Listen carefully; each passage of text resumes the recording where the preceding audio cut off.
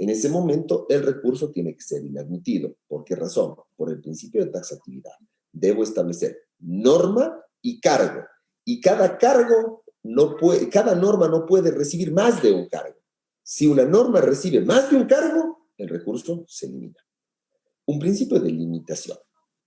El principio de limitación es importante, aunque tiene una excepción en nuestro sistema, ¿no es cierto? Recordemos, el principio de limitación va a tener muchísima relación con el principio de dispositivo. El principio dispositivo no solo gobierna la prueba. Ustedes habrán escuchado en muchas oportunidades en la audiencia de juicio que, en virtud del principio dispositivo, el sujeto procesal debe presentar su prueba y sabrá si presenta un testigo o no presenta un testigo, si presenta un documento o no un documento, si es que llama a un perito o no llama a un perito y cómo lo hace. Pero el principio dispositivo no solo va a gobernar la ejecución de probanza. El principio dispositivo gobierna a todo el proceso penal. ¿Por qué razón? Porque el juez carece de iniciativa procesal. El juez no puede blandir la pretensión punitiva. El juez, en un momento dado, no puede actuar diligencias que no son pedidas por la parte, siempre y cuando sea pertinente y sea conducente, obviamente. Ese principio dispositivo en materia de casación penal se pule y se convierte en el principio de limitación. Consecuentemente, ese principio de limitación hace que la competencia del juez casacional esté única y exclusivamente limitada a resolver respecto a los cargos que son alegados por el recurrente. Este principio de limitación en nuestra legislación tiene una excepción. ¿Cuál? La casación de oficio.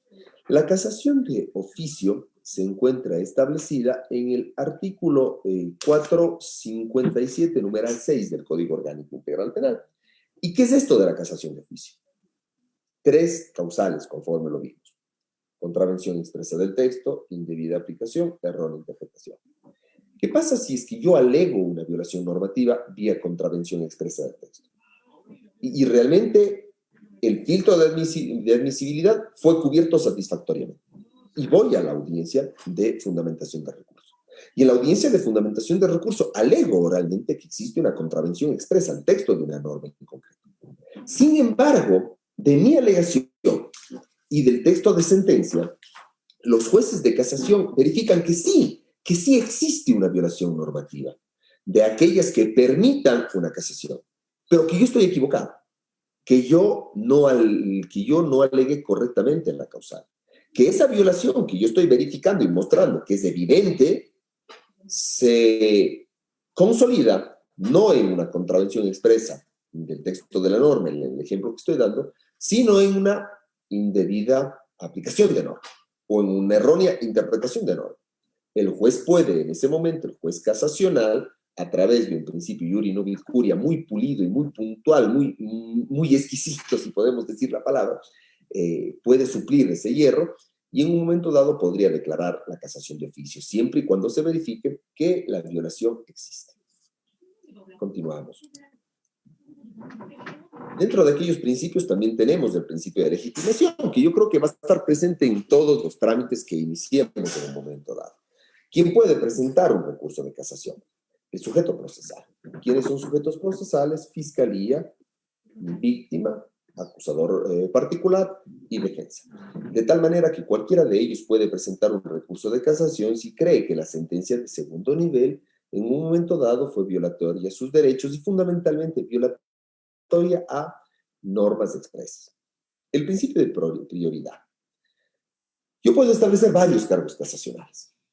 Y es más, puedo alimentar a través del principio dispositivo al órgano jurisdiccional, si es que pasé el filtro, todos los cargos que haya planteado. ¿Hacia dónde voy con esto, no? Si yo presento un escrito que contiene un recurso de casación y planteo 7, 8 cargos de una sentencia, el juez de casación, en el filtro de admisibilidad, a diferencia de lo que sucede en materias no penales, puede decirme, perfecto, usted planteó 8 cargos, de los 8 cargos solo venga y discuta 3, porque los otros no cumplen los requisitos.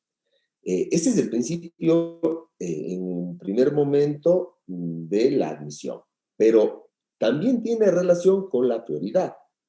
Tendremos que analizar, en primer término, tanto el casacionista cuanto el órgano de administración de justicia el cargo mayor hacia el menor. ¿Me explico? Si hay un cargo de falta de motivación del fallo, el cargo más común que se da, que se verifica a través de una contravención expresa al texto de la norma contenida en el 767L de la Constitución de la República del Ecuador. Si hay un cargo de falta de motivación que es de rango constitucional, que generaría nulidad constitucional del fallo, es lógico que el recurrente lo primero que haga es alegue ese cargo, porque es el de mayor envergadura. Y es lógico que el órgano jurisdiccional, el primer cargo que tenga que analizar, resolver y validarlo o rechazarlo, es ese. De tal forma que siempre iremos del cargo de mayor relevancia, hacia el cargo de menor relevancia. Tenemos el principio de autonomía, que va a tener muchísima relación con el principio de taxatividad. ¿Qué quiere decir? ¿Se acuerdan que el principio de taxatividad que hablábamos hace escasos minutos hacía referencia al señalamiento expreso de la norma que se encuentra violada? Y el principio de autonomía no solo que determina que debo establecer la norma violada, sino debo establecer una causal independiente a otra. Y cada norma solo puede recibir el embate de una sola causal. No cabe dos cargos sobre una misma norma. Si en el escrito que contiene el recurso de casación sostengo que existe una indebida aplicación del 171 del Código Orgánico Integral Penal en proceso de violación, en el ejemplo, y además de eso, renglón seguido, en otro cargo independiente sostengo que eventualmente también existiría una contravención expresa del texto de la norma, pues el recurso de casación ni siquiera podría llegar a ser analizado. Entendamos que aquel recurso siempre será un litigio contra la sentencia, y es un litigio científico contra la sentencia. De tal forma que uno de los grandes errores que se cometen cuando se presentan los recursos por escrito es violentar el principio de autonomía, no establecer una causal independiente a la otra y no establecer normas expresas violadas por causales independientes hacia aquellas prescripciones normativas. Principio de trascendencia, que es fundamental. Una sentencia puede tener varios hierros. Los seres humanos somos tales. Y el error es inherente a nuestra naturaleza. Nadie puede decir nunca me equivoqué. Creo que todos en un momento dado hemos cometido un error. Pero los errores que nos marcan son aquellos errores que inciden necesariamente en el desarrollo de nuestra vida. Lo mismo sucede en una sentencia y en el recurso de casación. Si es que yo alego un cargo, ese cargo debe tener trascendencia, debe tener incidencia en la resolución definitiva. No basta con la argumentación central a la violación de norma. Se debe determinar siempre con fuerza, con contundencia, con objetividad, con claridad, los equívocos que son puntuales en la sentencia y cómo ese equívoco incide en la decisión de la causa. Porque si el equívoco no incide en la decisión del juez, si el equívoco está ahí en la sentencia, pero no es relevante en la sentencia, pues el recurso de casación no tiene razón de ser. Se me ocurre. ¿Qué pasa si una persona es sentenciada en un momento dado por homicidio simple, artículo 144 del Código Orgánico? Y en un momento dado, por un lapsus calami, el juez de segunda instancia, al teclear toda la argumentación, está hacia el homicidio simple. Toda la justipreciación respecto a los órganos de prueba está hacia el homicidio simple. Tengo la premisa mayor, que es la norma, tengo la premisa menor, que son los hechos, y tengo la resolución. Y en mitad de la parte dispositiva del fallo, por un lapsus calami, el juez de segunda instancia no coloca el 144, sino se le va a un número y coloca el artículo 174, se me ocurre, solo en ese momento. Ese mero error, ese lapsus calami, es indicativo de ausencia de motivación o de falta de motivación para que sea pertinente un cargo de contravención expresa al texto de la norma del 76.7L de la Constitución de la República. No, porque no tiene trascendencia. Porque es un lapsus calami que en un momento dado no va a tener la potencia o la incidencia jurídica necesaria y la contundencia como tal para poder incidir. Pero, por ejemplo, si estoy en un delito, se me ocurre, de usurpación, que tiene dos incisos, 200, la parte primera y la parte segunda. La parte primera hace referencia a la usurpación simple, y la parte segunda del 200, aquella usurpación que se realiza con violencia y demás.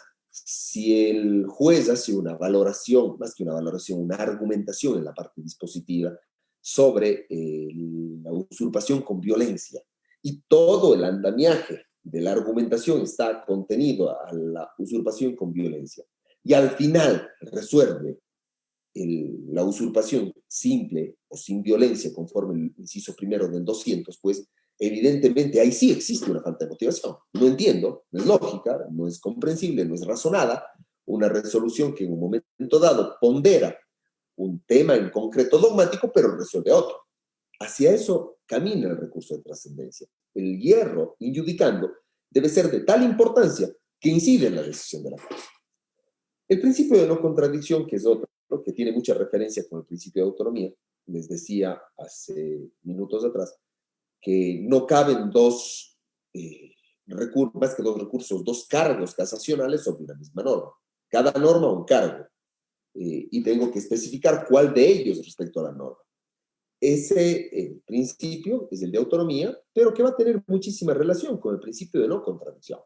Si yo alego una violación normativa en específico dentro de mi recurso, a renglón seguido no puedo establecer una violación que sea diversa o que sea contradictoria a aquella que estoy alegando. Se me ocurre, por ejemplo. Sostengo que existe una indebida aplicación del homicidio simple. Soy fiscalía, considero que existe una indebida aplicación del homicidio simple, porque en este caso cabía la aplicación del femicidio, del 142. Y alego aquello. Pero más adelante digo, también creo yo que se comete este delito, se comete este hierro, porque se interpretó erróneamente el tipo penal.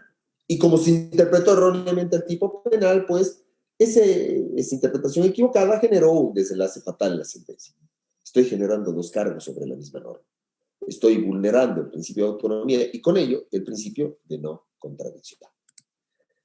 ¿Cuáles son las causales que prevé nuestra legislación? Las causales que prevé nuestra legislación son tres básicas, ¿no? Violación a la ley como macro, que se evidencia a través de contravención expresa de su texto, indebida aplicación o error de interpretación. En varias ponencias a nivel nacional, yo siempre he dicho, y a veces no les ha gustado a quienes son extremadamente legalistas que yo sostenga aquello y tienen su derecho, está bien. Yo siempre he dicho, para mí en materia penal existe una sola causal, violación a la ley.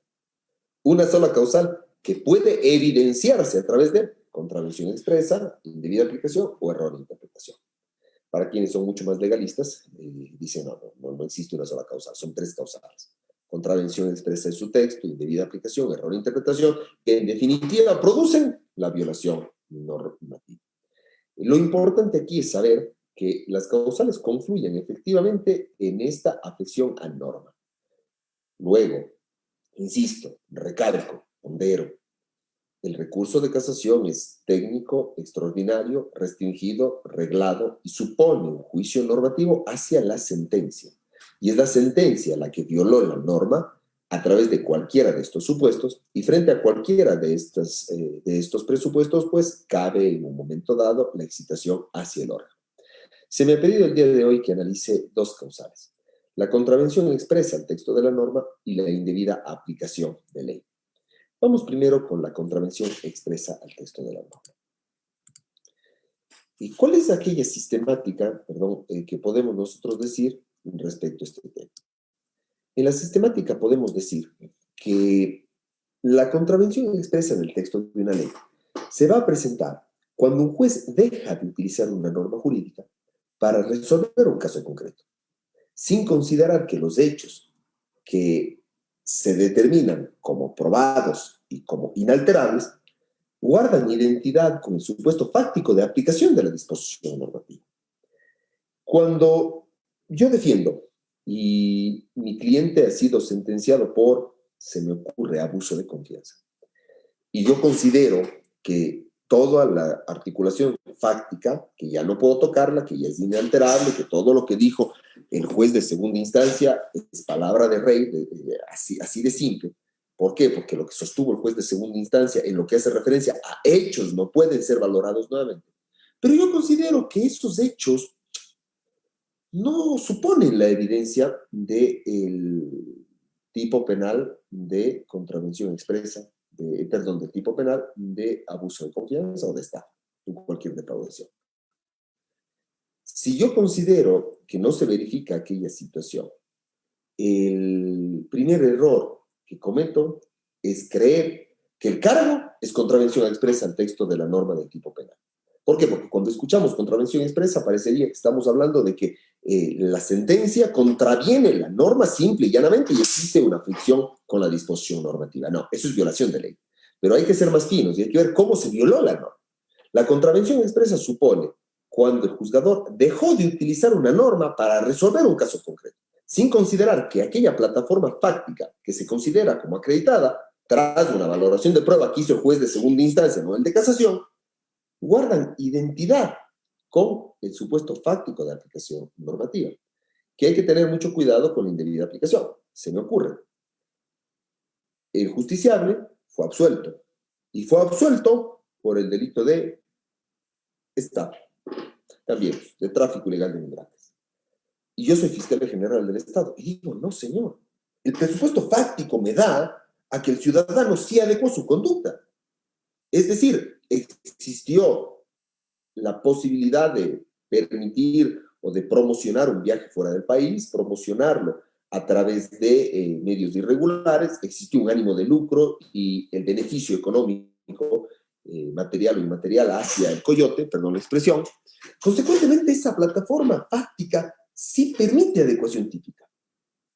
Pero dado su presupuesto, de hecho, el juez dejó de utilizar esta norma. Y esta norma era la que demandaba evidencia en la especie.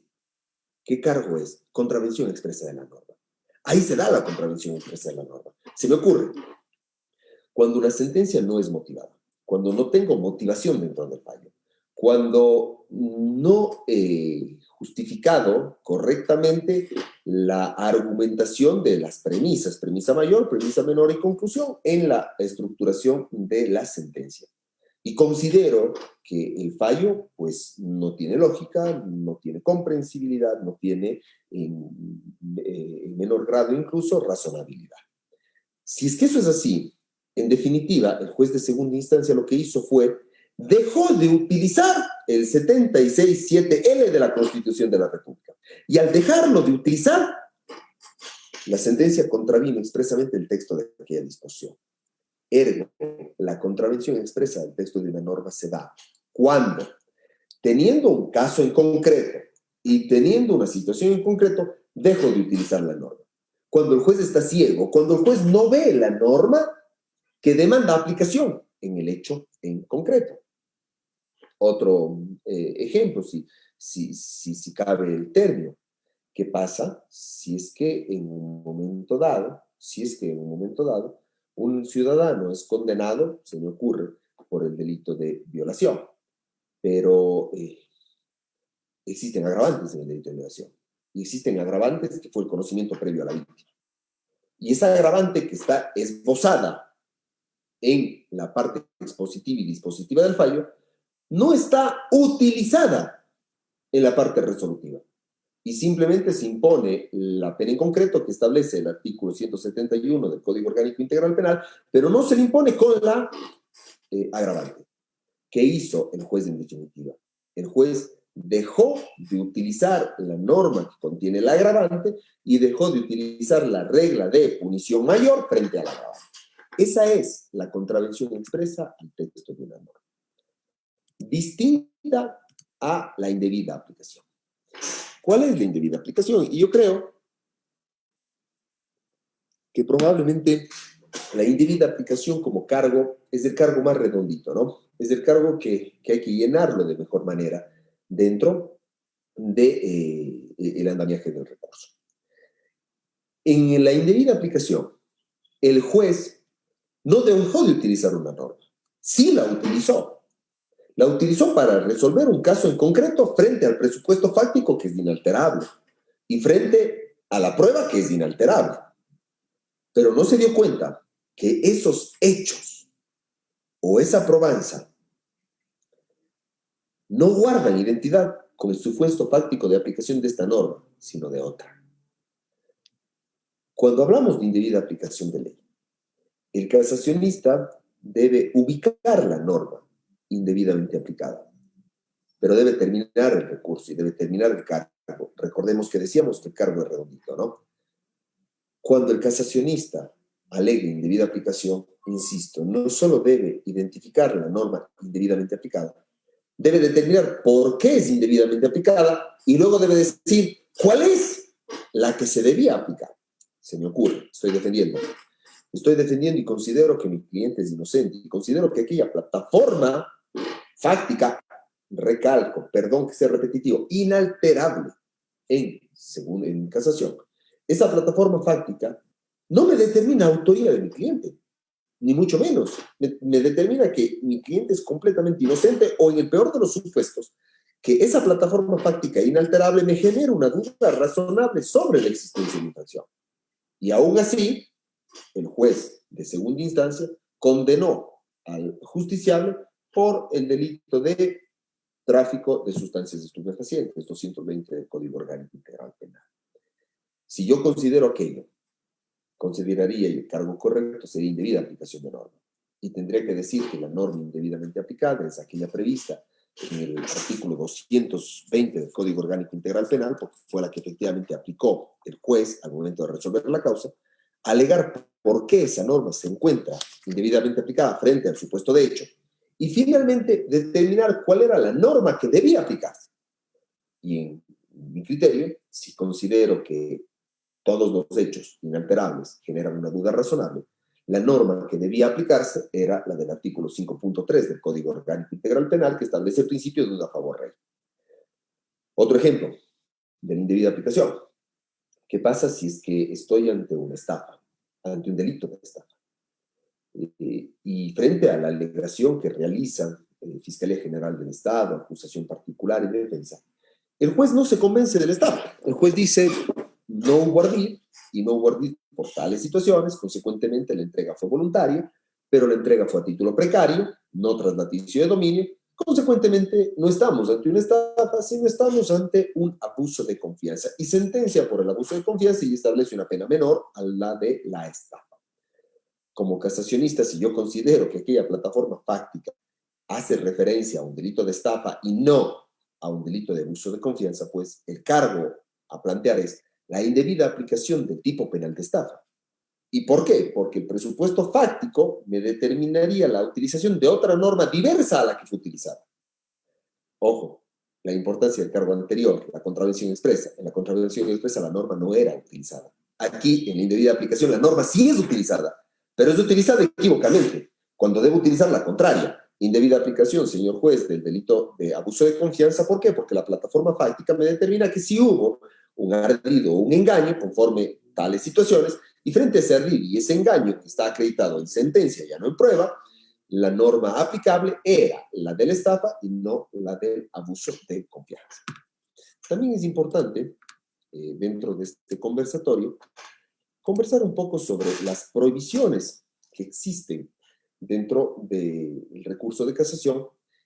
Y también yo quisiera, y al final abriremos el debate y conversaremos un poco, siempre el derecho será opinable, y muchas de las veces en este tipo de foros, quienes más nos enriquecemos somos los ponentes, a los que reciben la ponencia, porque recibimos toda aquella información y nos engordamos de aquella información que nos entregan. Algunos temas que son importantes. Uno, prohibición en casación. No puedo revisar hechos, no puedo revisar prueba. Así de simple. Cualquier alegación, cualquiera, por minúscula que sea, respecto a la revisión de hechos y prueba, el recurso es desechado. La plataforma fáctica que les dije en más de una ocasión no puede ser tocada. Lo que sostuvo el juez de segunda instancia se lo mantiene en lo que hace referencia a hechos y prueba como inalterables. Aquí nosotros vamos a tener algunos problemas en la aplicación. Primero, los errores del casacionista. El error básico del casacionista es siempre que quedarse con el chip de la segunda instancia y quedarme con el chip de la prueba y el chip de la acreditación. Olvídense de la acreditación en materia de casación. La acreditación ya está. No puedo tocarla. No puedo ni siquiera analizarla. Juego con lo que me dan. Y con lo que me dan, intento defender la sentencia o intento destruir la sentencia. El juicio ya no es contra el hecho ni contra el autor. El juicio es contra la sentencia. ¿Existen errores del juez de segundo nivel? A veces sí. Y eso nos va a llevar a un punto crítico que yo creo que debería ser teorizado y creería que yo no estoy en la capacidad de hacerlo, me faltaría mucho para hacerlo. ¿El juez de segundo nivel puede cometer errores? Sí, sí, sí, sí. Fundamentalmente porque el juez de segundo nivel no vivió la prueba. Quien vivió la prueba fue el juez de primer nivel.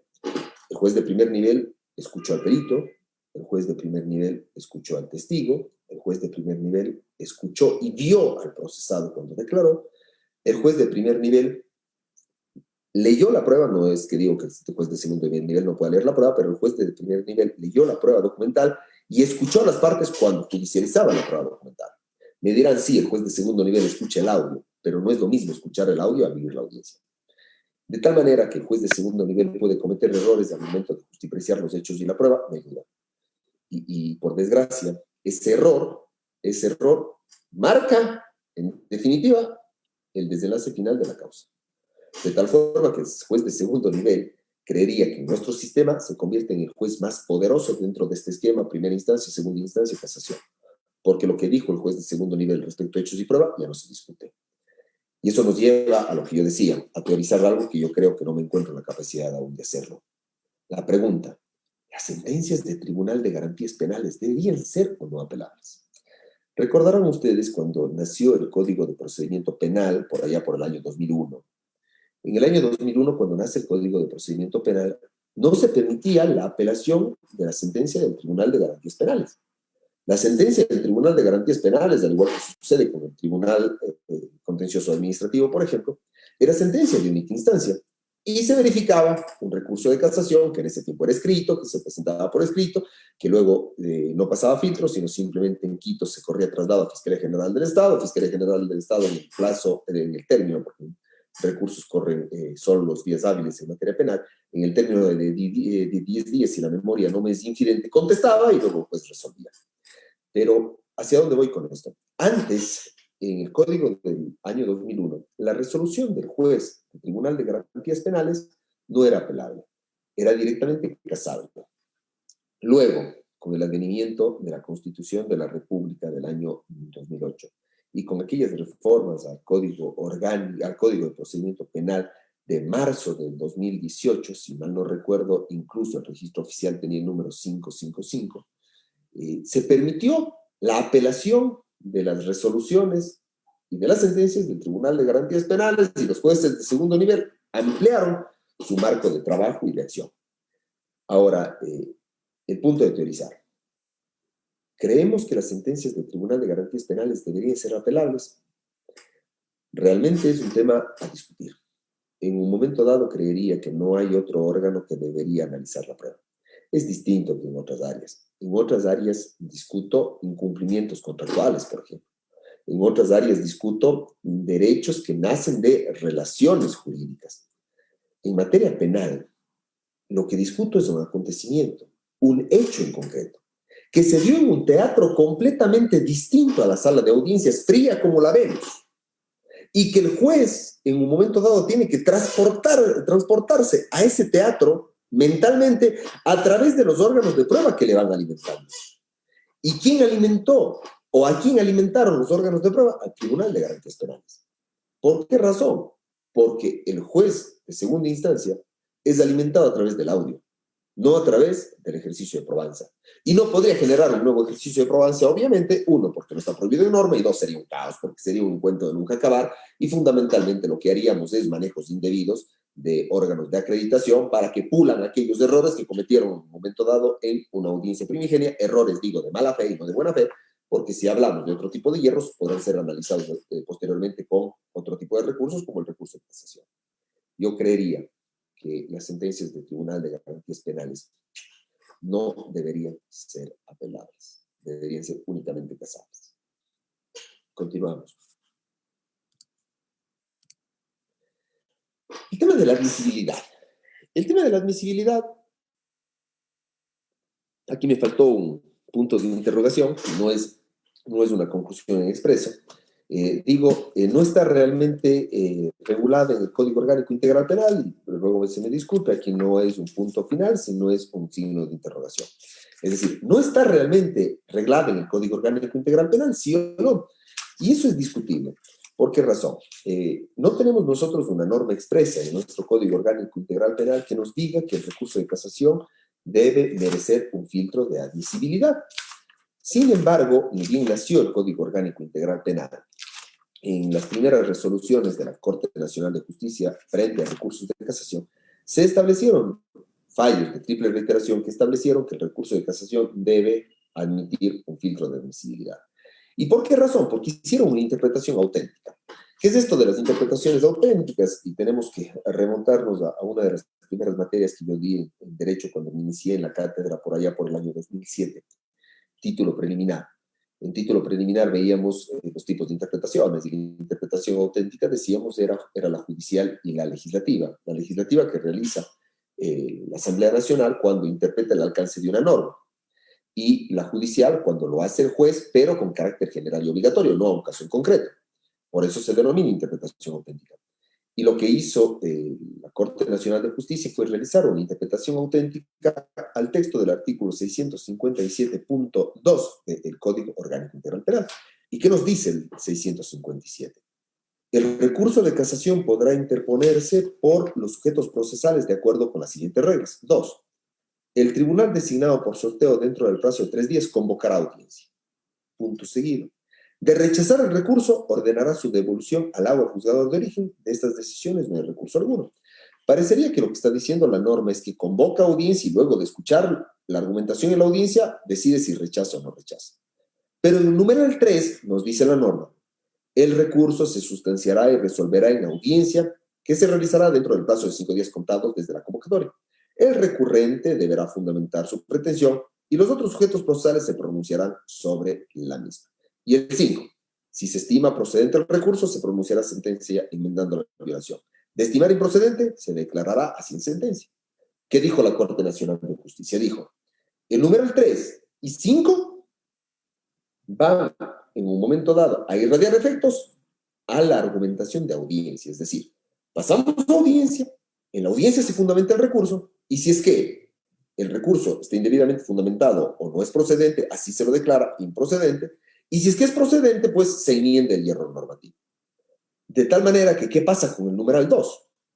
Cuando en un momento dado se verifica el subrayo de rechazar el recurso, ordenará su devolución al agua juzgador de origen. De estas decisiones no hay recurso alguno. De aquellos recursos de casación que sean indebidamente interpuestos. Y aquí nace la interpretación de la Corte Nacional de Justicia. ¿Cuándo estamos ante un recurso indebidamente interpuesto? Cuando dentro del escrito no señalo específicamente los fundamentos del recurso. Y los fundamentos del recurso harán mención casi a lo que yo voy a decir en la audiencia. Es decir, ¿cuál es la norma violada? ¿Por qué considero que la norma es violada? ¿Cuál es el cargo casacional que planteo? ¿Cuál es la trascendencia de ese cargo casacional que planteo como tal? Yo incluso suelo sugerir que una estructura del escrito de casación debe contener cuando menos, dentro del escrito, la identificación de los sujetos procesales, la identificación de la sentencia que impugno, cuál es el juicio en el que se generó, cuál es el órgano jurisdiccional que emitió, cuál es la fecha en la que se emitió la sentencia, la identificación de la causal o causales invocadas, respetando todos los principios fundamentalmente de taxatividad, y hacer alegaciones respecto a la causal invocada y su incidencia en el fallo, respetando principios de autonomía y de trascendencia, para luego, en un remate del escrito como tal, hacer un petitorio concreto y solicitar al órgano la revisión, no de hechos, no de prueba, sino la revisión de una norma en concreto frente a una causal y una eventual violación normativa que se evidencia dentro del fallo. Eso, mis queridos amigos, lo que les puedo decir y compartir en estos cerca de 45, 46 minutos que hemos trabajado con ustedes, y estaré atento a cualquier tipo de interrogante o fundamentalmente algún tipo de debate que podamos plantear en este momento. Insisto, quien al final del día se enriquece soy yo. Les escucho y no sé quién de alguna manera va a hacer de anfitrión para poder canalizar cualquier tipo de preguntas o cualquier tipo de foro que podamos abrir.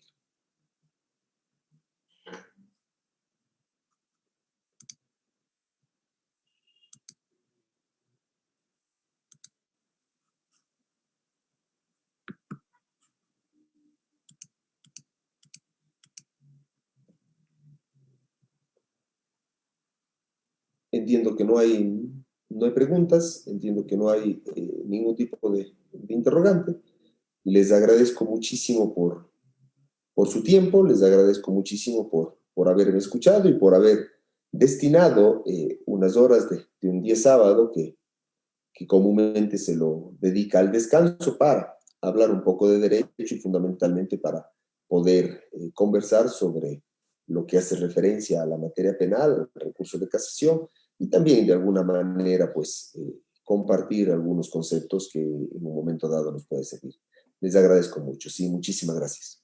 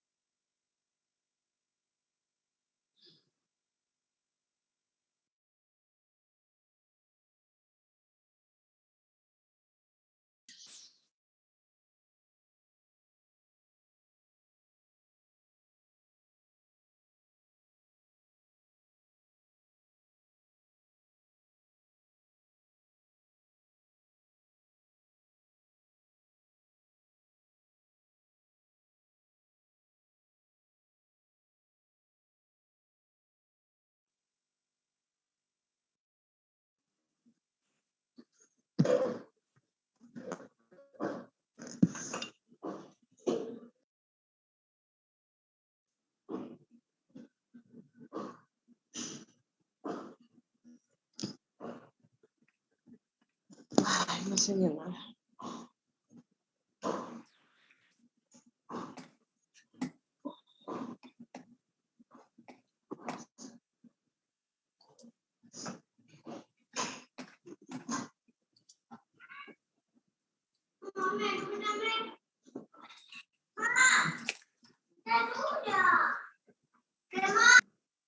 Saludos, saludos. Veo que no hay anfitrión. Hola, José, buenos Disculpen días. al resto de Buenos compañeros. días. Hola, Eh, José. Vamos a tomar este rol. Vamos a primero agradecer a nuestro anterior expositor. No sé si revisando tal vez aquí el chat encontramos alguna pregunta. Dice, muchas gracias, profesor, gracias por su ponencia, muchas gracias, gracias. Felicitaciones, doctor, muy concreto. Buenos días, por favor, que nos puedan compartir la grabación. Bueno, vamos a ver con los organizadores que se nos han perdido, hoy día no sé qué ha pasado. Pero bueno, dice que una pregunta. ¿Cómo se aplica el principio iura novit curia en casación en caso de que esté mal fundamentada la causal? Gracias por la respuesta. Muchas gracias, doctor. Vemos que todavía está presente. A ver si nos ayuda con esa pregunta. Todavía no me he ido. A ver, el principio de iura novit curia, Parece que... partimos... ¿Me escuchan? ¿Sí? A ver, el principio de iura novit curia supone que el juez puede suplir aquellas falencias en derecho de los sujetos procesales. En virtud de una máxima, el juez conoce el derecho. Así se lo sostiene, ¿no? El principio de iura novit curia en materia de casación se aplicará única y exclusivamente en audiencia, única y exclusivamente en audiencia, cuando se considere que la sentencia efectivamente viola la ley. Efectivamente viola la ley, pero la causal alegada por el sujeto procesal es equívoca. Y esa violación normativa de ley es trascendente y en un momento dado se respetó el principio de autonomía respecto a esa violación como tal. Se me ocurre en el ejemplo del abuso de confianza y de la estafa.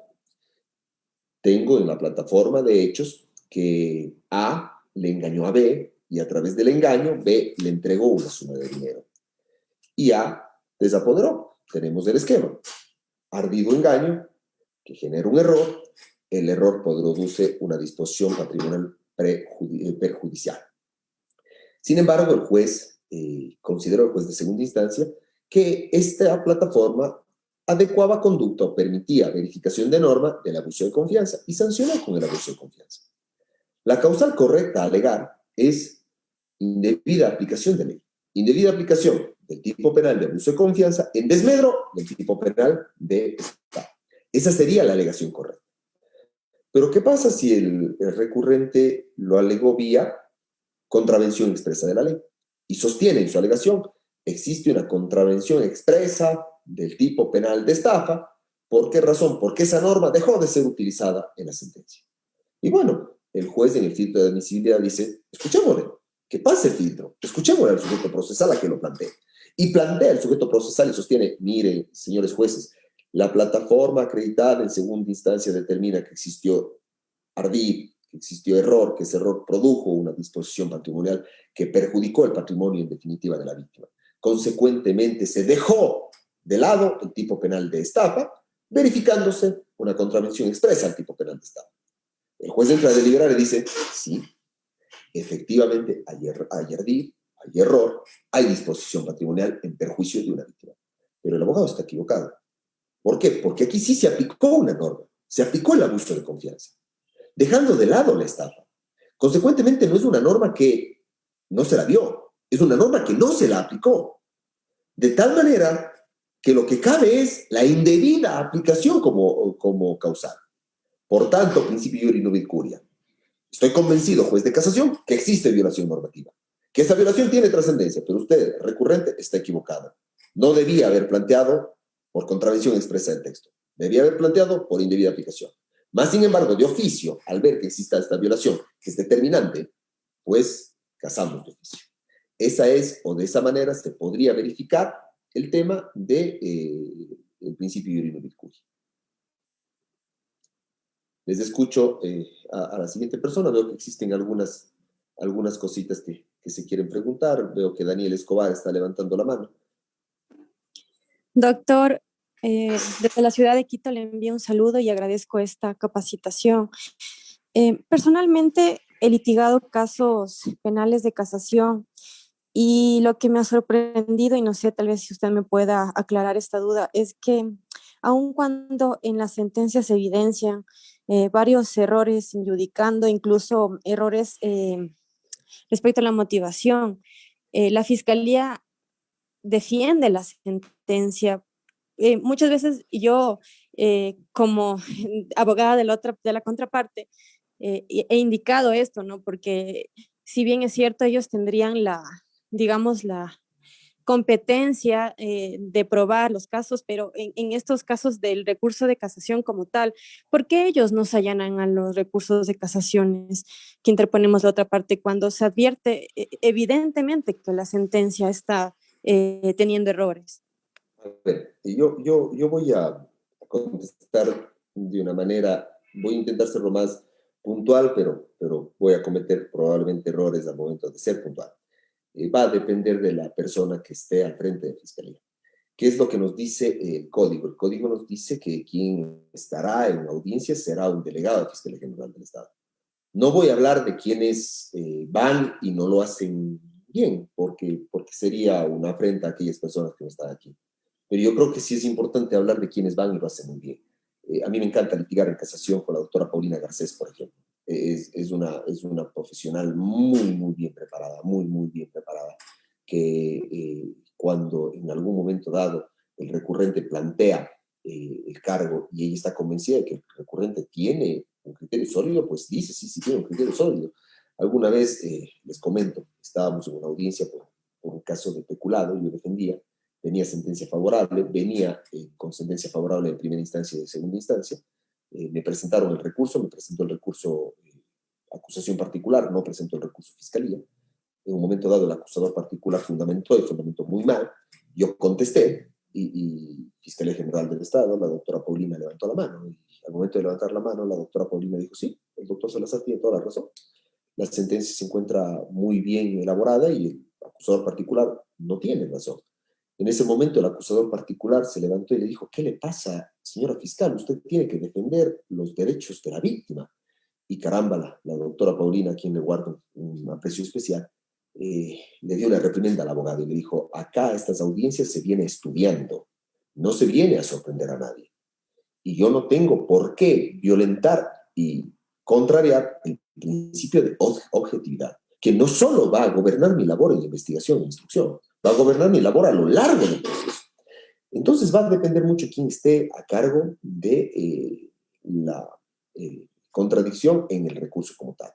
Ha pasado, Daniela, también he tenido aquellos casos en los que efectivamente tenemos una sentencia que es inentendible, que viola completamente el tema de, de argumentación y de motivación, mas sin embargo Fiscalía la defiende a capa y espada. Pero ese hierro fiscal no solo se da en casación, sino se da a cabo de todo el proceso. Ese no es un error normativo, es un error en el ejercicio del rol del fiscal como tal. La norma está bien. Lo que se está dejando de analizar por parte del fiscal es el principio de objetividad, que es un tema más operativo del fiscal general del Estado.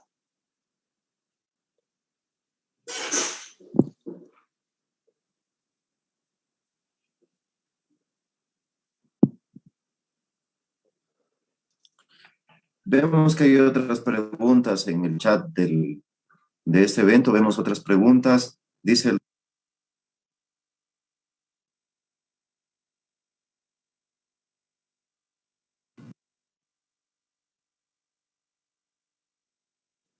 Prende el micrófono, doctor, no se le escuchó, está con el micrófono apagado. Bien, vemos una pregunta del doctor Villavicencio. Más parece pregunta de examen, no sé si valdrá la pena contestarla. Según su criterio, el modelo atribuido al recurso de casación es ideológico o monofiláctico. Le rogaría nos diferencie estos modelos.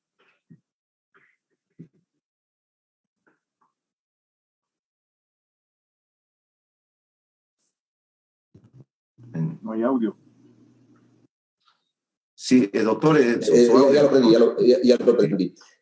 A ver, es una pregunta interesante. Hay modelos monofilácticos cuando en un momento dado lo que buscamos es la declaración en un momento dado de un derecho objetivo. Un polifiláctico cuando estamos buscando la declaración de varios derechos objetivos.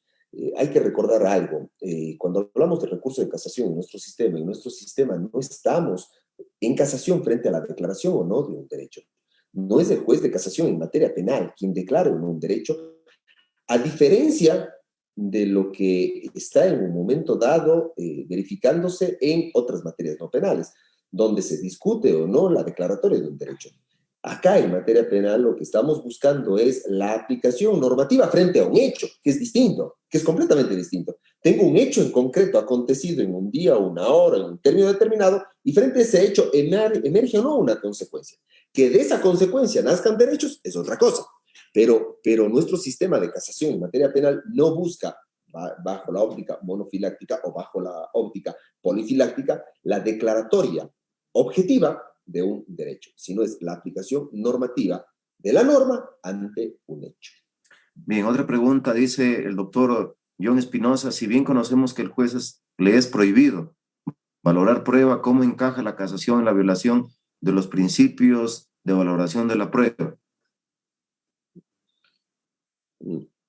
Los principios de valoración de la prueba no pueden ser materia de casación, porque si es que en un momento dado yo alego un principio de valoración de la prueba para una norma, para un recurso de casación, ese recurso va a ser negado en definitiva, porque el juez no puede volver a valorar la prueba. Sí, yo digo y presento un recurso sosteniendo que el juez no analizó, se me ocurre, cadena de custodia.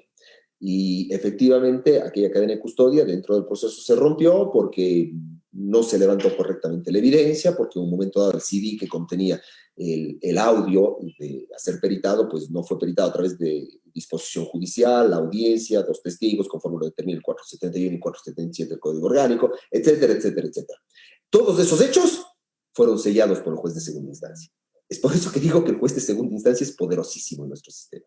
Todos esos hechos fueron sellados. Esos hechos ya no son materia casacional.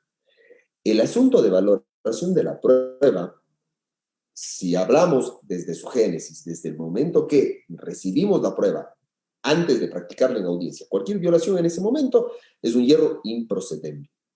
Y los hierros que se admiten en casación son hierros injudicando, no hierros improcedentes. Y si hablamos ya de la valoración de la prueba como tal, en la sentencia, en la parte dispositiva, ese hecho está prohibido.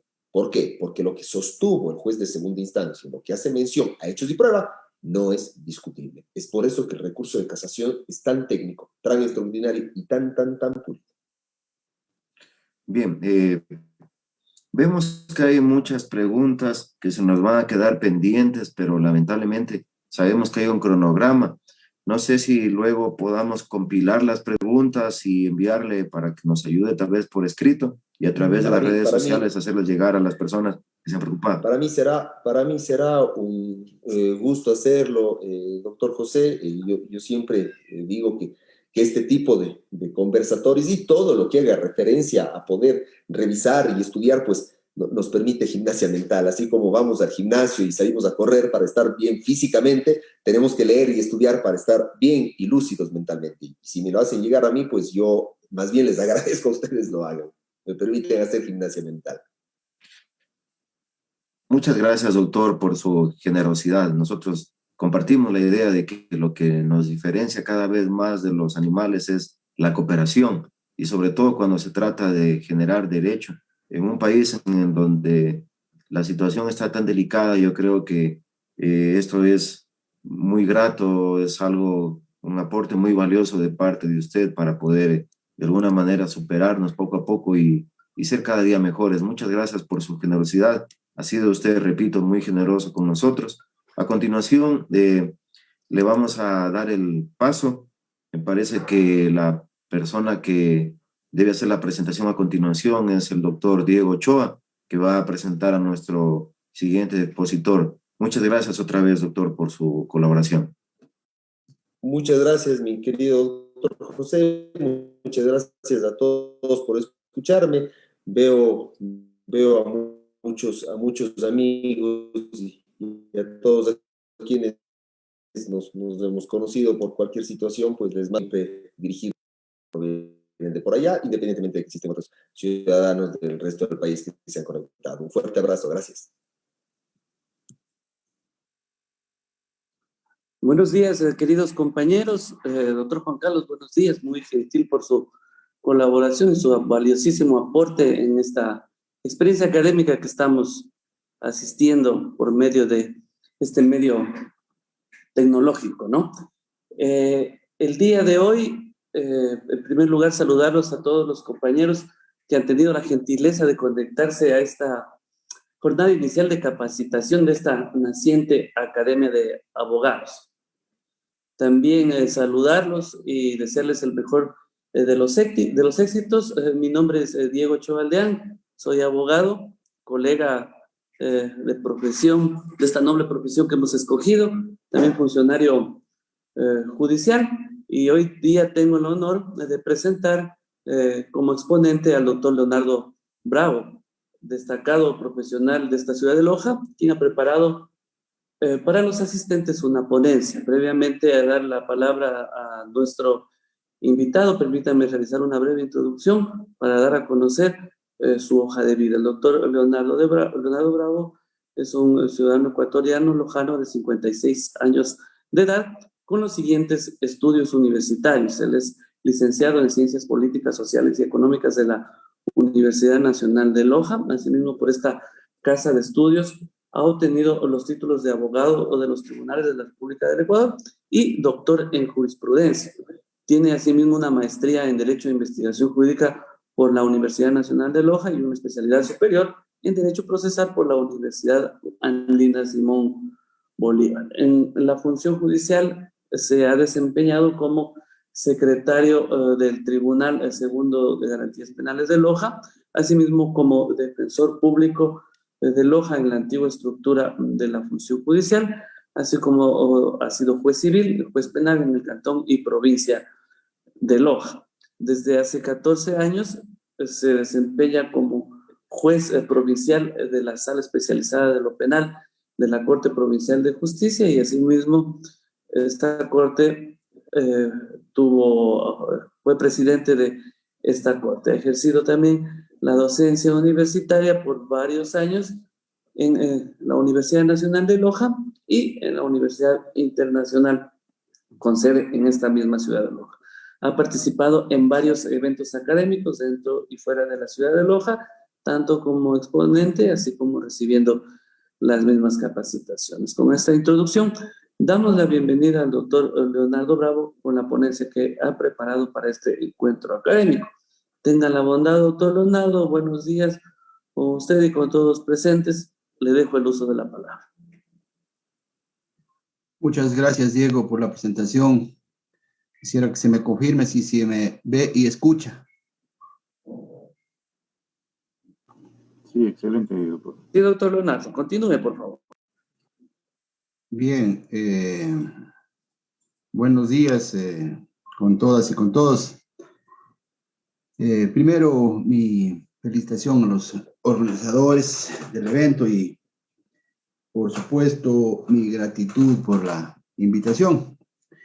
Es muy grato para mí, pero sobre todo un honor compartir esta tribuna del pensamiento jurídico con el colega doctor Juan Carlos Salazar, de tan alto nivel académico y profesional, además de prestigioso abogado litigante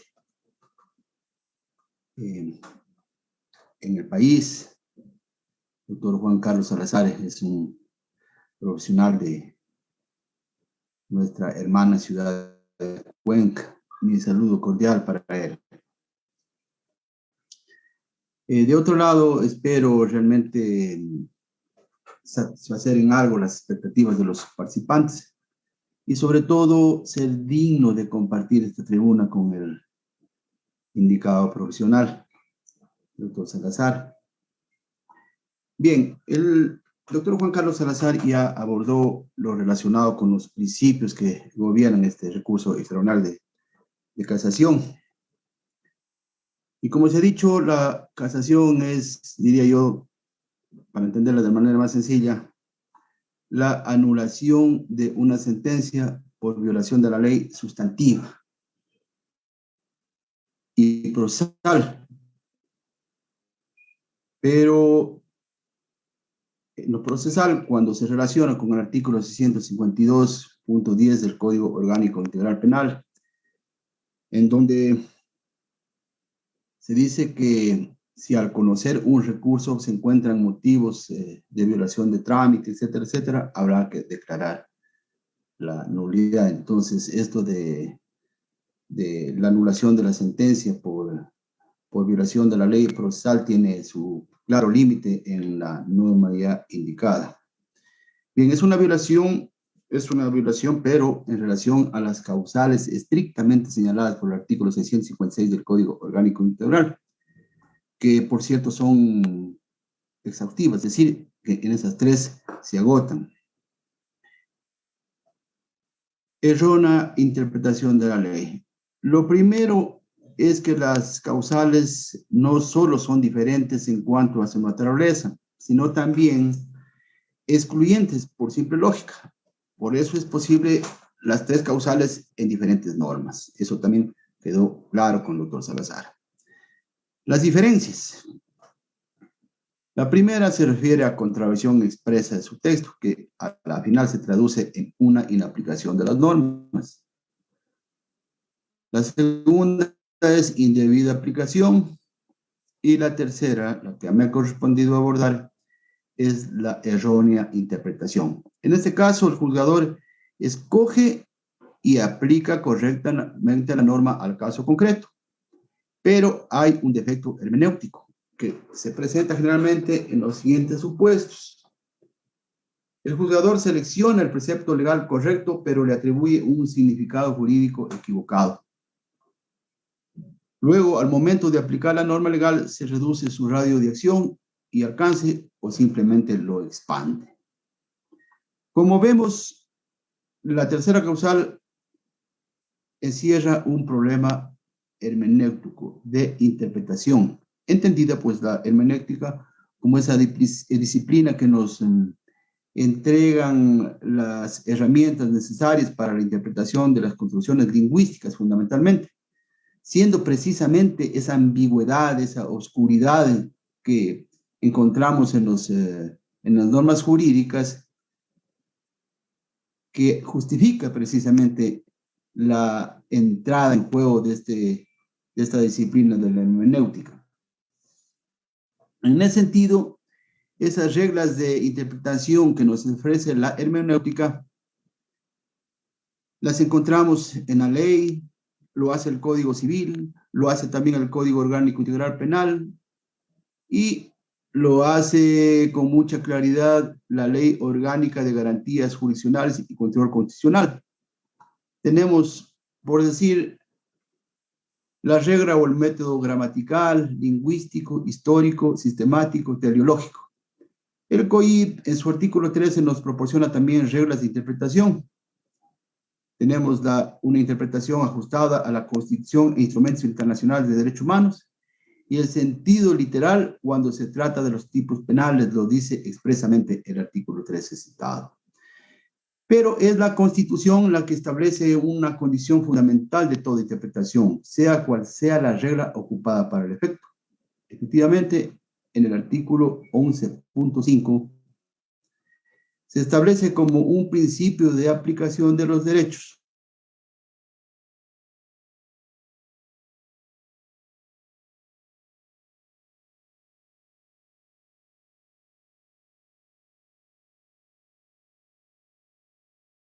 Y es precisamente esta exigencia que hace que las reglas de interpretación que señala el ordenamiento jurídico no puedan ser jerarquizadas y exhaustivas. Por eso que doctrinarios hablan más bien de una metodología ecléctica, en donde al intérprete eche mano de algunas reglas, porque no hay procedimientos que en sí mismos sean mejores o peores. Su calidad depende del resultado al que lleve en un caso concreto. Sin embargo, considero que cuando de interpretación de tipos penales se trata, existe una jerarquía en donde el primer lugar corresponde a la literalidad, dado que así lo ordena el COIP. El problema hermenéutico es la esencia de la causal tercera. Sin embargo, esto no quiere decir que la interpretación está ausente en las otras causales. Diferente es que la errónea interpretación sea esencia de la causal tercera. Digo esto porque el derecho no es un conjunto de normas jurídicas que se publican listas para su aplicación, sino más bien un conjunto de normas jurídicas que primero tienen que interpretarse para luego aplicarse. A ver, para alegar que existe inaplicación, que es la causal primera, yo debo necesariamente interpretar primero para señalar cuál sería la norma aplicable, si es el caso. Para alegar que hay aplicación indebida, debo interpretar para demostrar que es indebida y señalar además cuál es la debida. Por ello que considero que la hermenéutica jurídica transversaliza todas las causales, pero de manera propia la causal tercera, para demostrar precisamente su esencia, el error en la interpretación.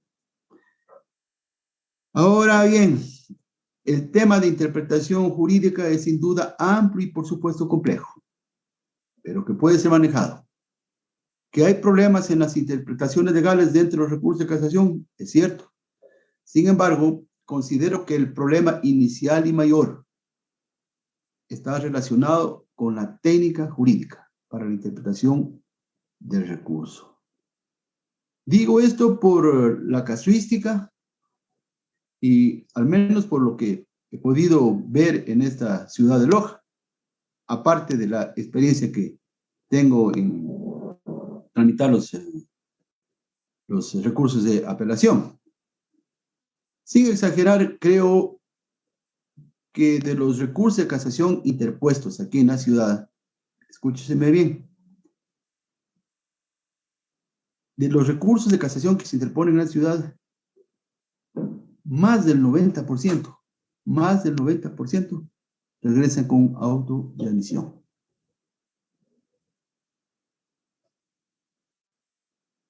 Ahora, si en el control de admisión, si en el control de admisión no se entra al fondo de las causales por parte de los calificadores, sino al control técnico fundamentalmente, para mí es clarísimo que el problema está en la falta de técnica para una casación exitosa.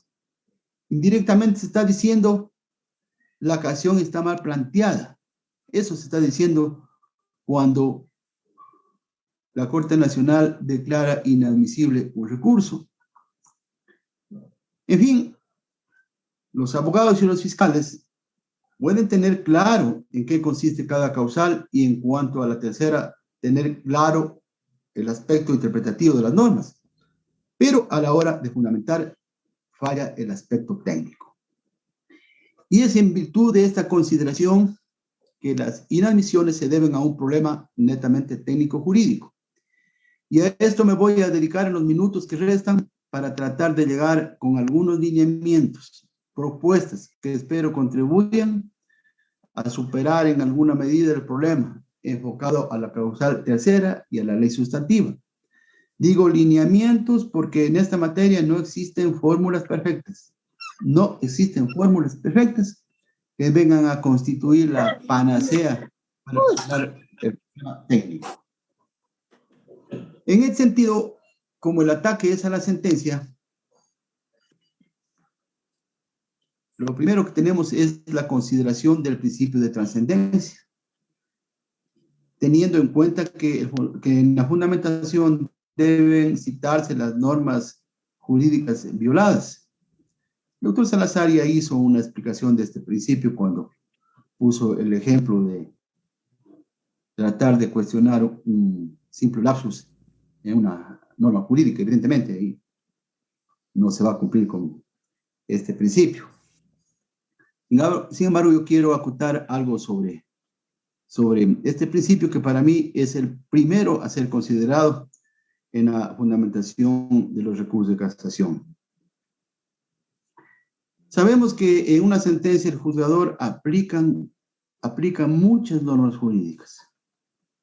Entonces, hay que saber que la sentencia tiene una estructura.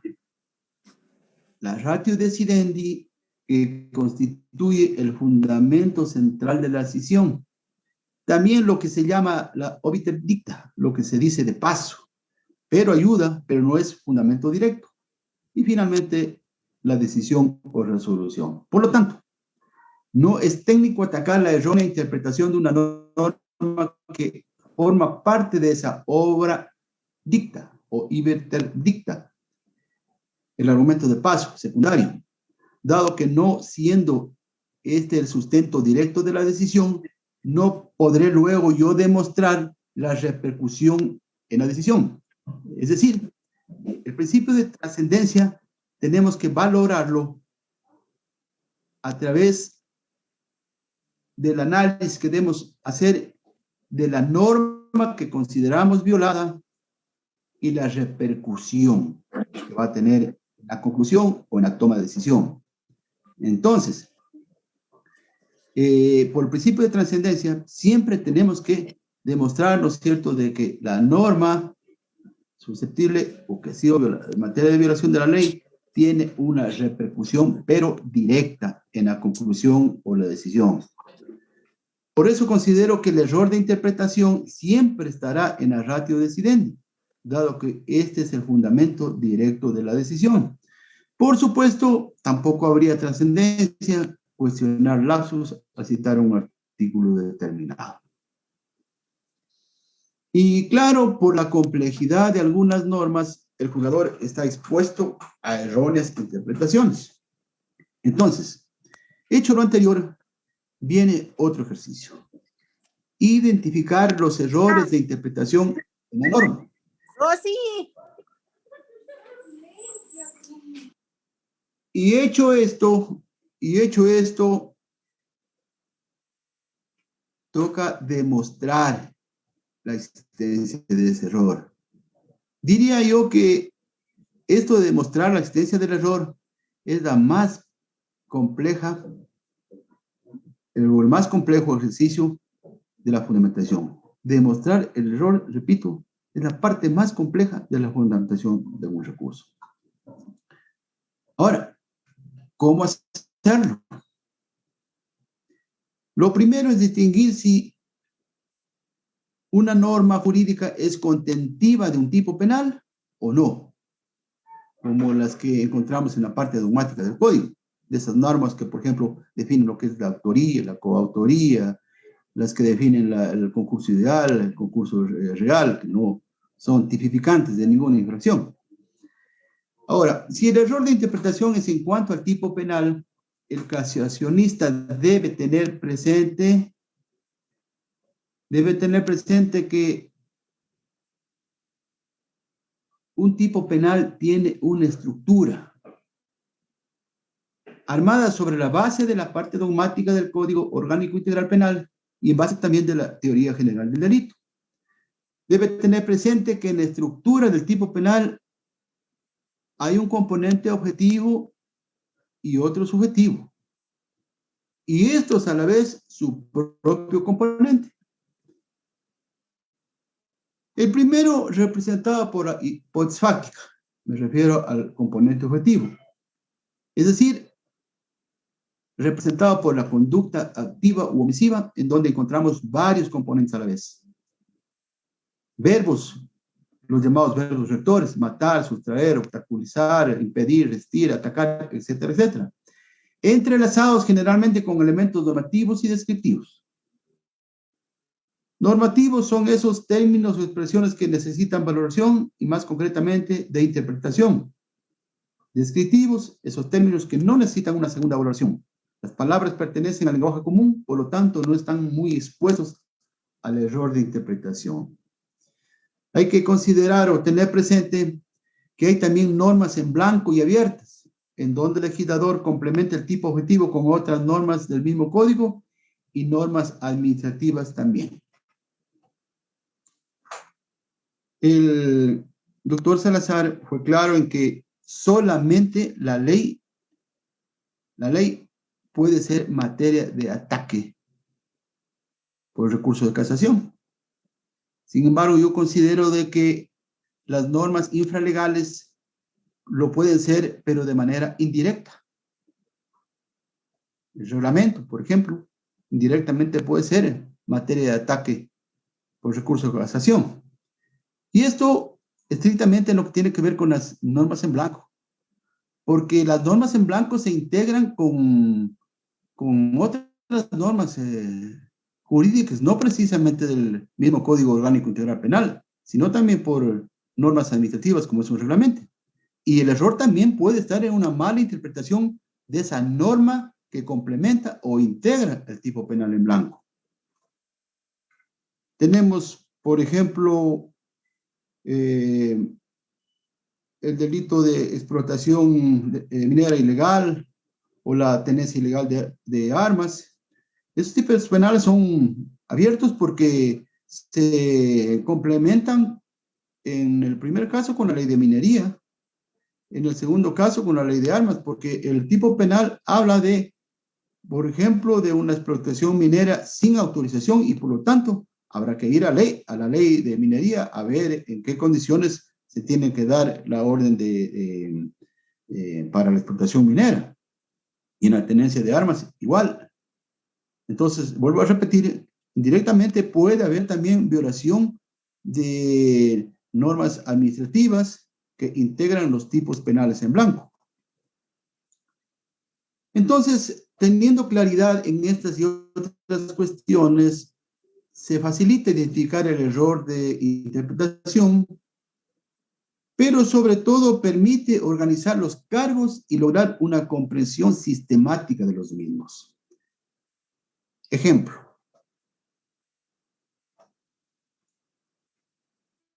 Sobre la necesidad de conocer las estructuras de los tipos penales.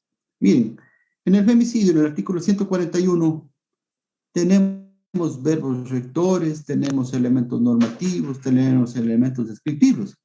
Evidentemente, pues una mala interpretación de esos componentes puede llevar, en el mejor de los casos, a condenas en donde no corresponde aplicar el tipo penal de femicidio, sino otro como el de asesinato o en los abusos sexuales, que también tienen conjunto de componentes, verbos rectores, elementos normativos, elementos descriptivos, y una mala interpretación de esos componentes puede llevar a considerar, ¿no es cierto?, un abuso sexual que realmente no es un abuso sexual. En el femicidio, por ejemplo, un componente un componente es que la muerte se ha dado como resultado de las relaciones de poder. Y esto está generando bastante problema en cuanto a interpretación. En el abuso sexual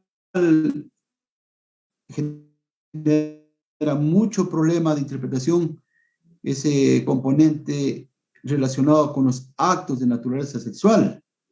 Entonces, la necesidad que tiene el conocer la estructura de los tipos penales es altamente importante. Es importantísimo porque eso nos va a poder permitir a nosotros identificar dónde está el error y posteriormente pues demostrar que efectivamente existe el error en una determinada disposición legal. Como dijimos, el tipo tiene su parte objetiva y subjetiva. Indicamos brevemente el componente objetivo. En su componente subjetivo del tipo tenemos el dolo, la culpa o la preterintención. Y en esto puede igualmente existir una errónea interpretación.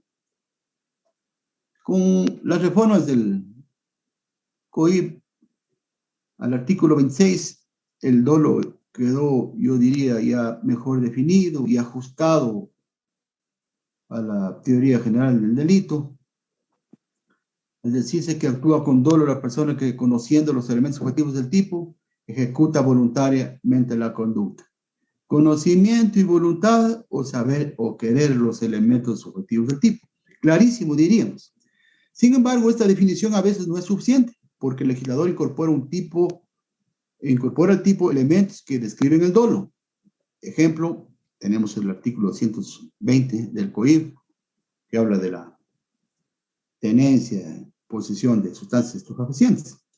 Dice, tenga o posea con el propósito de comercializar o colocar en el mercado sustancias estupefacientes y psicotrópicas. Tenga o posea con el propósito de comercializar, dice. Entonces, como vemos, aquí el legislador incorpora un elemento especial de dolo, representado por el ánimo de comercializar.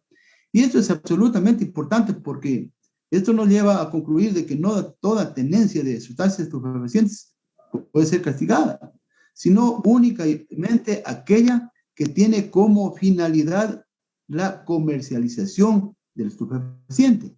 De ahí que no se pueda punir o castigar a quien tiene la sustancia estupefaciente para su propio consumo. De manera que una mala interpretación del elemento subjetivo de este delito puede llevar a una condena que no corresponde a quien tiene esa sustancia estupefaciente únicamente para su consumo personal. En la calumnia también tenemos una especial forma de dolo, que es una acusación subjetivamente falsa. En el artículo 396.1 sobre las expresiones en deshonra y descrédito, que por cierto abundan contravenciones por este tipo de penal, y en donde también pueden darse condenas incorrectas o injustas por una mala interpretación del elemento subjetivo de esta infracción, representado en este caso por un ánimo de injuriar, por manera que no es suficiente con que sea probado, ¿no es cierto?, que las expresiones sean deshonrosas o que sean en descrédito. Tiene que justificarse además elementos que por vía de un razonamiento lógico, por vía indirecta, permitan distinguir de que esas expresiones se dieron efectivamente con el ánimo de injuriar. Si está mal interpretada la parte subjetiva del tipo, como dije, bien se puede estar condenando cuando no existe delito por falta de dicho elemento, o bien condenando por un delito que no corresponde. Pero también puede haber error en cuanto a la culpa o a la preterintención, aunque el legislador las define expresamente.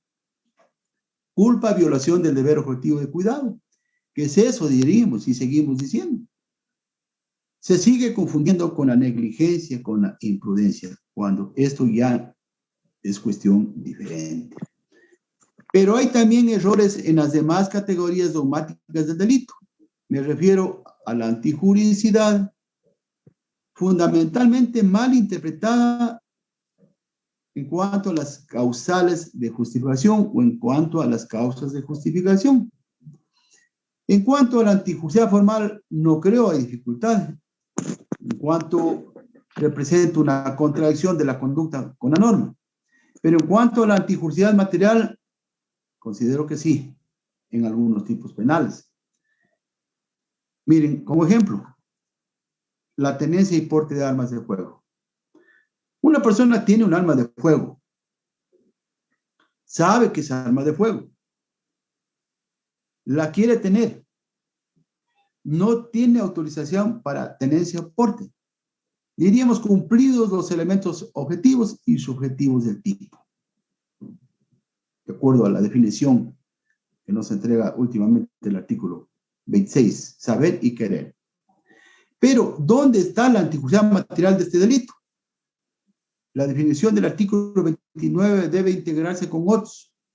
No es suficiente que la conducta amenace y lesione sin justa causa un bien jurídico. Siendo el peligro abstracto, se sanciona por el peligro de afectar la seguridad jurídica, la seguridad pública en este caso. Pero por intervención mínima se exige que el bien esté realmente amenazado. ¿Y cuándo está realmente amenazado? Cuando está en condiciones de uso inmediato. Esto es, que funcione el arma y esté cargada o en condiciones de ser cargada inmediatamente. ¿Qué pasa si hacemos una mala interpretación de la antijuridicidad de este delito? ¿Qué pasaría si el arma no tiene gatillo o está dañado el tambor? Pero como la conducta se ajusta de manera exacta a la condición objetiva, tendría que seguirse inmediatamente la condena. Porque no estoy haciendo una valoración correcta del elemento antijuridicidad de este delito. Entonces, si el arma no tiene un gatillo, no funciona el tambor, no tiene los proyectiles o no está en condiciones de ponerse los proyectiles inmediatamente, es decir, de ponerla a esa arma en condiciones de uso inmediata, estaría condenando por tener un fierro. O cuando menos por tener un fierro que podría considerarse como un arma, pero como un arma contundente. Ujú.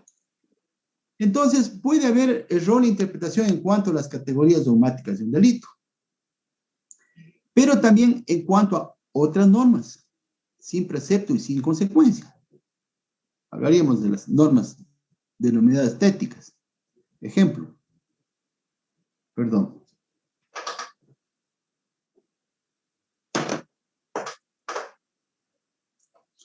Decía, por ejemplo, las normas que definen el concurso ideal, concurso real. Un error puede significar que habiendo concurso ideal, se condene por un concurso real, sumando las penas que en nuestro caso van hasta 40 años. Y viceversa. Teniendo que una persona cometió varios delitos y que pueden ser calificados como un concurso real, lo premiemos por una equivocación, sancionándolo por un solo delito. Lo que puede darle además lugar a un trato totalmente desigual con personas que estarían en la misma situación o cometieron el mismo tipo de delitos, todo dependiendo de la interpretación que dé el juzgador a lo que es el concurso ideal y lo que es el concurso real. Puede haber error en las normas que definen la autoría, la coautoría, las circunstancias atenuantes y agravantes. Aquí quiero poner un ejemplo. Miren, ¿qué pasa si yo interpreto incorrectamente la norma que define a la autoría?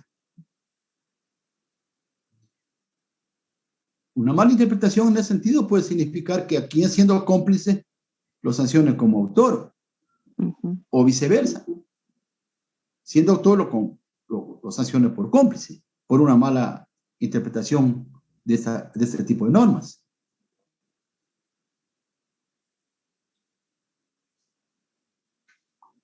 Y las circunstancias agravantes también pueden ser mal interpretadas. Veo que se está desconociendo de que en las circunstancias agravantes no hay una parte objetiva y una parte subjetiva. Tiene que haber. Existe una parte objetiva y una parte subjetiva. Voy a poner el ejemplo del artículo 47.5 del COIR, como meter la infracción con 2 o más personas. La pregunta es, ¿juega en esta agravante el elemento subjetivo? Saber y querer. Conocimiento y voluntad, dice el artículo 26 del COIR. Considero que sí, porque en nuestro sistema penal no existe la responsabilidad objetiva. Solo existe la responsabilidad subjetiva, es decir, un acto con dolo, culpa o preterintención, del cual se derive un daño cuando el delito es de daño o el peligro potencial de daño en los delitos de peligro. La referida circunstancia agravante no solo exige el cumplimiento de su componente objetivo numérico, más de 2 personas, sino un elemento subjetivo también. Saber que siendo 2 o más, tienen mejores posibilidades de éxito en el plan delictivo. Vamos a poner un ejemplo. Perdón.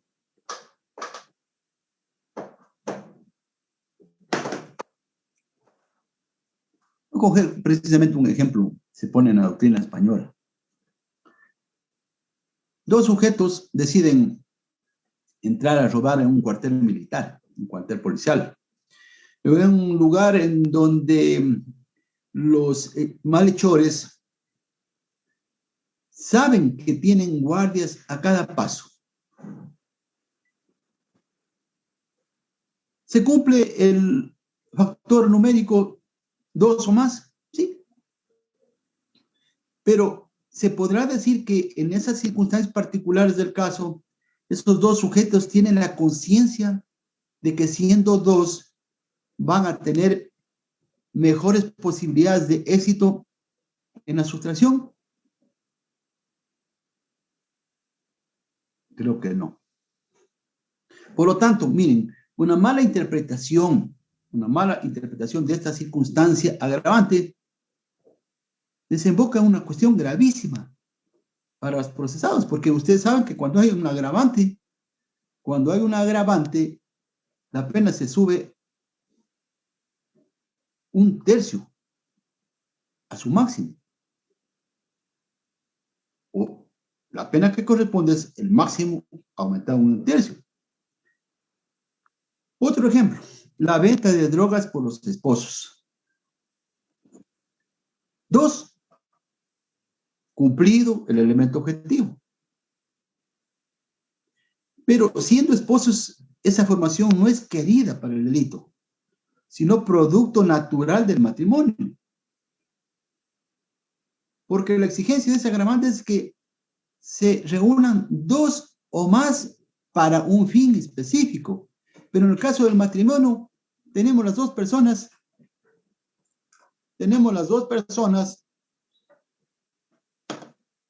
sí, pero a consecuencia del matrimonio.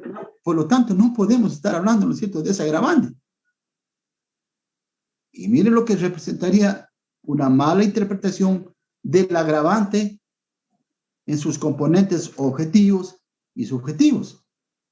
Repito, hay circunstancias agravantes que tienen que tener en consideración de que estamos en un derecho penal en donde no se admite la responsabilidad objetiva, sino únicamente la responsabilidad subjetiva. Entonces, como vemos, el casacionista no puede venir con cargos generales, en el sentido de que se violó tal o cual artículo del COIM, sino acordarse del principio de autonomía, de independencia, que no solo aplica para tratar las causales de casación individualmente, sino también los cargos, pero también precisarlos, señalando qué parte de la estructura de la norma está siendo erróneamente interpretada. Porque, insisto, cada norma tiene una estructura y cada parte a la vez otra estructura, por lo cual los cargos no pueden ser generales. Obviamente, todo esto con una fuerte argumentación que interrelacione la ley con sus métodos de interpretación, los precedentes jurisprudenciales, la doctrina. Entonces, una buena práctica exige una buena teoría. Y en este caso, conocer satisfactoriamente la teoría general del delito. Ese para mí es el punto de partida para luego, ¿no es cierto?, tener una buena práctica, una buena técnica. Porque este conocimiento nos permite saber cómo se estructura una conducta penal con sus diferentes categorías, tipicidad, antijuicidad y culpabilidad, y conocer a la vez cuál es la estructura de cada una de ellas, me refiero a las categorías. Conocer cómo se estructuran otras normas jurídicas, aparte de los tipos penales. Cómo, por ejemplo, se estructura un concurso ideal. Cómo se estructura un concurso real de delitos. Cómo se estructura la autoría, la coautoría. Cómo se estructuran las agravantes. Cómo se estructura la tentativa. Cómo se estructura la omisión dolosa, que por cierto ha generado bastante problema en cuanto a interpretación. Y están siendo condenados personas por omisión, cuando definitivamente no tienen sino una omisión culposa en algunos delitos, etcétera, etcétera. Entonces, en la medida que conozcamos la parte estructural de las normas, estaremos en mejores condiciones para el manejo técnico, en la fundamentación del recurso y también en la sentencia, en la sustentación del recurso oral. Este conocimiento nos permitirá, primero, la identificación de los errores normativos dados en la sentencia. Como consecuencia de esto, señalar las normas mal interpretadas, que es precisamente una de las exigencias de la técnica, indicar las normas que han sido violadas. Demostrar la errónea interpretación y correlativamente cuál la interpretación correcta. Demostrar cuál la repercusión de la violación de la ley, que necesariamente debe traducirse en un agravio trascendente.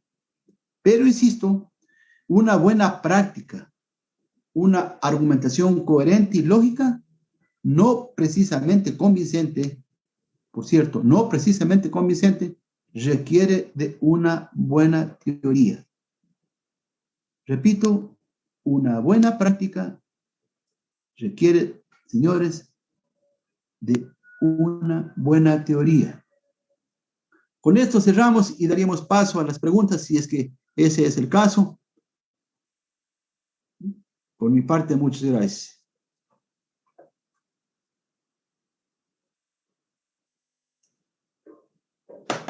Doctor Leonardo, saludos cordiales. Le voy a dar una mano a nuestro amigo Diego Ochoa, está de turno y acaba de decir que le llegaron un poco de partes, así que va a tener que, se retiró, va a tener que pasar algunas audiencias urgentemente. Hay unas preguntas aquí, dice Soledad Celi, una pregunta para el doctor. Dice, la tercera causal es destinada a la errónea interpretación de la ley. La interpretación de ley penal no puede ser sometida a analogía, salvo aquella que Cerezo Mir la denomina in bonam partem, es decir, analogía favorable. Pregunta, ¿cómo se aplica la analogía favorable en nuestro sistema y en la casación por errónea interpretación de la ley? Bueno, lo que pasa es de que una norma puede estar sujeta a varias interpretaciones. Depende del intérprete, depende de los métodos que se estén utilizando. Entonces, nosotros los juzgadores tenemos que tomar en cuenta lo que dice la Constitución. Una interpretación en buena parte tiene que ser necesariamente utilizada, como dice ese principio de aplicación de derechos, siempre y cuando esa interpretación pues, permita la mejor satisfacción de los derechos y garantías constitucionales de las personas. Yo creo que ese es el punto de referencia que servirá para hacer una interpretación favorable, es lo que quiere decir en buena parte. Entonces, esto no queda abierto a la discrecionalidad o mucho peor a la arbitrariedad del juzgador. Como digo, la condición fundamental es que cualquier interpretación, cuando tenemos, ¿no es cierto?, la posibilidad de tener más de una interpretación, cualquier interpretación debe darse siempre y cuando desarrolle los derechos y garantías de las personas. Así lo dice clarísimo el 11.3 de la Constitución, y además lo dice, si mal no recuerdo, el artículo 3 del Código Orgánico Integral Penal. Toda interpretación tiene que permitir el desarrollo de los derechos contenidos en la Constitución y en el derecho internacional de los derechos humanos. Sí, bien, gracias, doctor. Se me viene a mí un ejemplo, tal vez, con el código anterior, que hablaba de que no podrían ser procesados por encubrimiento los ciertos grupos de parientes, ¿no? Entonces, alguna vez se nos presentó una ocasión en donde se habían procesado a unas personas que tenían una relación entre personas del mismo sexo y se había procesado a los hermanos de esas personas. Tal vez una analogía en buena parte hubiese sido en ese tiempo el considerar que también esa norma que excluye o que excluía del procesamiento a los que son cuñados implicaría también a esas personas que tienen esa unión de hecho entre personas del mismo sexo, ¿no? En cambio, eso no podría ser para agravar, por ejemplo, si hubiese un agravante que contemplaba ese tipo de parentesco, no se podría contemplar porque sería una analogía que no es en buena parte, sino en perjuicio de las partes. Tal vez por ahí habría algún ejemplo, doctor. Totalmente, José. De hecho, nosotros lo hacemos permanentemente en la sala. Últimamente nomás tuvimos que recurrir a eso, ¿no? Hacer una analogía entre el parentesco que existe desde una perspectiva estrictamente formal y legal de los padrastros, derivada pues del matrimonio. En ese marco tuvimos que hacer un análisis, en el sentido de que también se puede encontrar el mismo parentesco aun cuando no haya matrimonio. Bueno, pero lo que yo decía es que este es un método, la interpretación en buena parte es una metodología que definitivamente tiene como límite la propia Constitución en cuanto a que no es suficiente, ¿no es cierto?, considerar la analogía, sino el límite que es una interpretación que favorezca el derecho y las garantías de las personas. Bien, dice otra pregunta. Dice, siempre se ha dicho que la casación no es una instancia. ¿Puede, por favor, aclararnos qué es en concreto una instancia para usted? Una pregunta de Ronald Borja. Bueno, lo que ocurre es de que en nuestro sistema de derecho procesal, en nuestro sistema procesal solo tenemos primera y segunda instancia. La instancia es definitivamente aquella que permite la revisión total del proceso. Permite no solamente revisar la parte jurídica o el derecho, sino también el análisis de las pruebas. Y ese ejemplo lo tenemos nosotros con el recurso de apelación. Este recurso permite analizar todo lo que se ha dado, ¿no es cierto?, en primera instancia, es decir, la parte fáctica y la parte jurídica. Entonces, una distinción con la casación es precisamente esto, o un distintivo de la segunda instancia es que se puede analizar todos los aspectos que se dieron, ¿no es cierto?, en la primera instancia, lo jurídico y lo fáctico, ¿sí?, sin límites, lo jurídico y lo fáctico, aunque en segunda instancia también se aplica el principio el principio dispositivo, y también nosotros tenemos que resolver solamente en base a los puntos que se sometieron a debate a través del recurso de apelación. Es decir, en segunda instancia, ¿no es cierto? O las instancias, los sistemas de las instancias permiten revisar lo fáctico y lo jurídico, lo de derecho y lo fáctico. En cambio, en la casación no es posible cuestionar los aspectos fácticos, fundamentalmente el tema probatorio, porque existe una norma expresa que lo prohíbe. Sin embargo, aquí vale una aclaración. No es que esa prohibición es absoluta cuando dice que no se podrá cuestionar asuntos valorativos de la prueba. Hay que tener en cuenta de que la casación es la anulación de una sentencia por vicios de normas sustantivas y procesales, por manera que sí podemos nosotros entrar al campo probatorio, pero única y exclusivamente cuando se han violado principios y reglas de la valoración de la prueba. Entonces, eso hay que aclarar. No es que está absolutamente prohibido, no es que no hay cómo decir la palabra prueba. Yo puedo entrar a la casación con un fundamento que ataque la violación de la ley en cuanto a la valoración, es decir, una inaplicación de norma, una indebida aplicación de norma o una errónea interpretación de norma, pero exclusivamente en cuanto tiene que ver con los principios y reglas de valoración de la prueba. Bien, gracias, doctor. Les quiero comunicar que el doctor Iván Saquicela tuvo una emergencia y por eso se ha excusado de intervenir en esta mañana. Asimismo, los organizadores de este evento me hacen conocer que para la próxima semana va a haber igual un panel sobre la casación en materias no penales. Va a intervenir el doctor José Swing, como saben ustedes es juez de la Corte Nacional, el doctor Carlos Maldonado, juez de la Corte Provincial, actual presidente de la Corte Provincial, y la doctora Katy Muñoz, que es jueza del Tribunal Distrital de lo Contencioso Administrativo. Quedan cordialmente invitados. Igual queremos agradecer al doctor Leonardo Bravo por haber tenido la generosidad de sacrificar su fin de semana, que siempre es de descanso, para compartir los conocimientos con todos nosotros. Y más preguntas que existan las vamos a anotar para luego rogarle, al igual que hicimos con el anterior expositor, que nos ayude a contestarlas y enviarlas a las redes sociales de las personas que entren en contacto a través de estos medios de comunicación con los organizadores de este evento. Entonces, le agradecemos, le vamos a dar la palabra al doctor Leonardo Bravo para que se despida, y de esta manera estamos cerrando ya este evento.